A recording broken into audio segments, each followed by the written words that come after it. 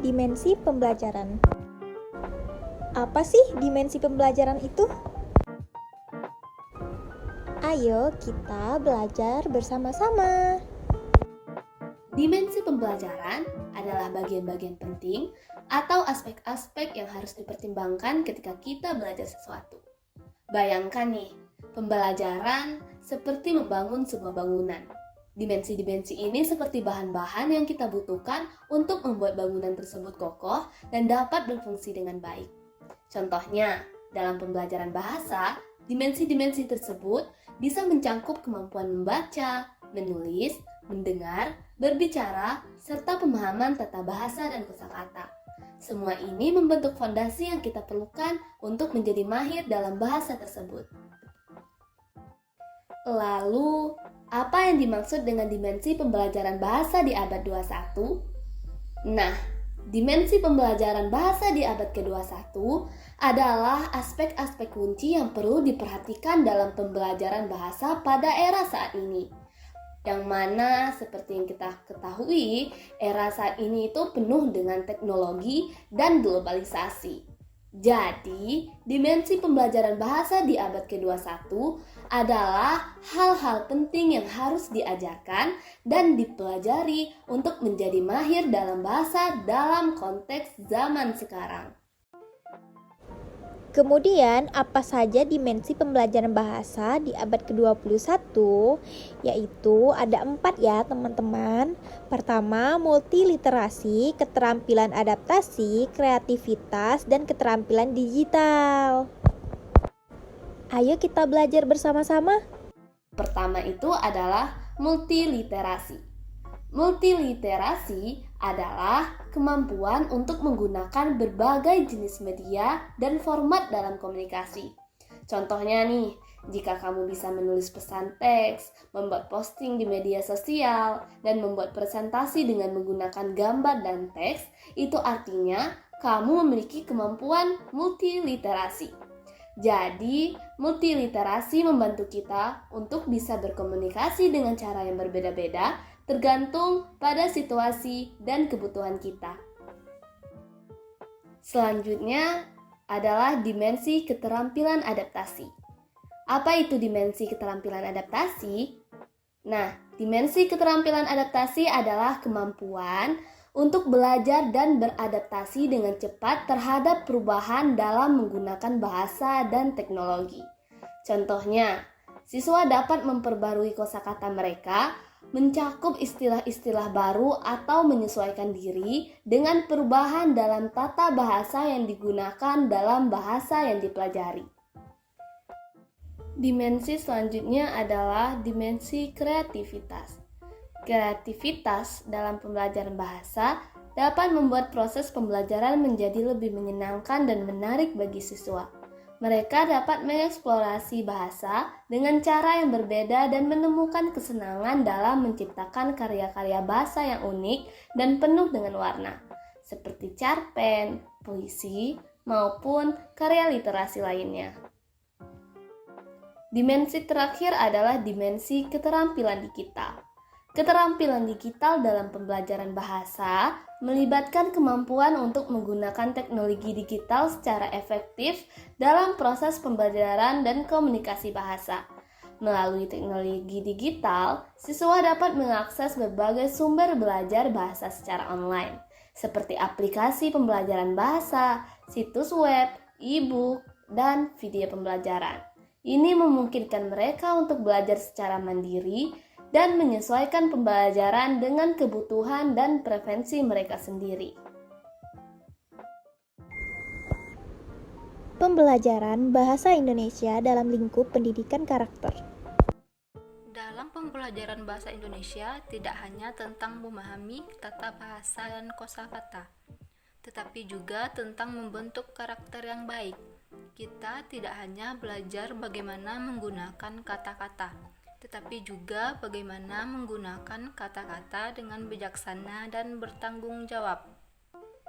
Pembelajaran bahasa Indonesia memiliki peran penting dalam membentuk karakter siswa, karena bahasa adalah alat komunikasi yang kuat, yang mencerminkan nilai-nilai dan sikap seseorang. Bahasa adalah sarana untuk berkomunikasi, tetapi juga sebagai cermin dari karakter kita. Mari kita bayangkan sebuah skenario di mana siswa tidak hanya belajar tentang cara menulis puisi atau esai, tetapi juga belajar tentang empati dan toleransi melalui karya-karya sastra yang mereka pelajari. Mereka tidak hanya menghafal kata-kata dalam kamus, tetapi juga mempraktikkannya kejujuran dan tanggung jawab dalam setiap percakapan dan tulisan mereka. Salah satu aspek yang menarik dalam pembelajaran bahasa Indonesia adalah keberagaman budaya dan bahasa di Indonesia. Dalam belajar bahasa Indonesia, kita juga belajar menghargai dan menghormati keberagaman budaya dan bahasa yang ada di negeri kita. Ini mengajarkan kita tentang toleransi, kerjasama, dan sikap terbuka terhadap perbedaan.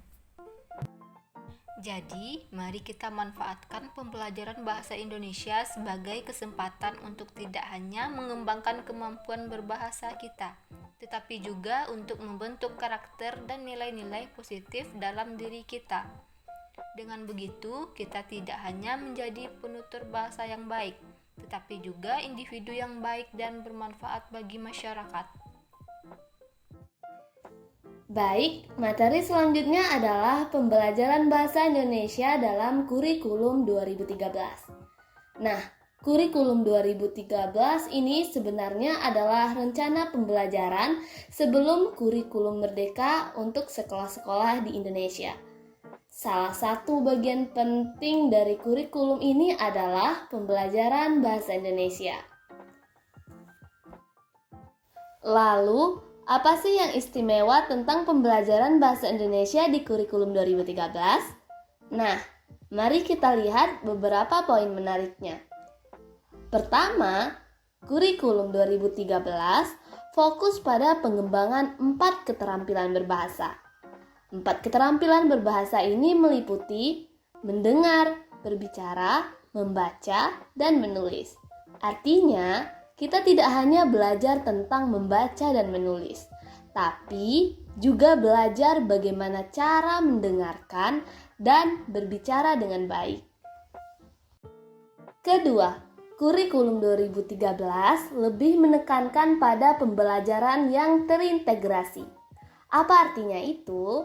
Itu artinya kita tidak hanya belajar bahasa Indonesia di pembelajaran bahasa Indonesia itu saja, tapi juga menggunakan bahasa Indonesia di mata pelajaran lain, seperti matematika, IPA, ataupun IPS. Jadi, bahasa Indonesia itu benar-benar menjadi bagian penting dari semua yang kita pelajari. Identifikasi pendidikan karakter abad ke-21 dan kurikulum bahasa Indonesia.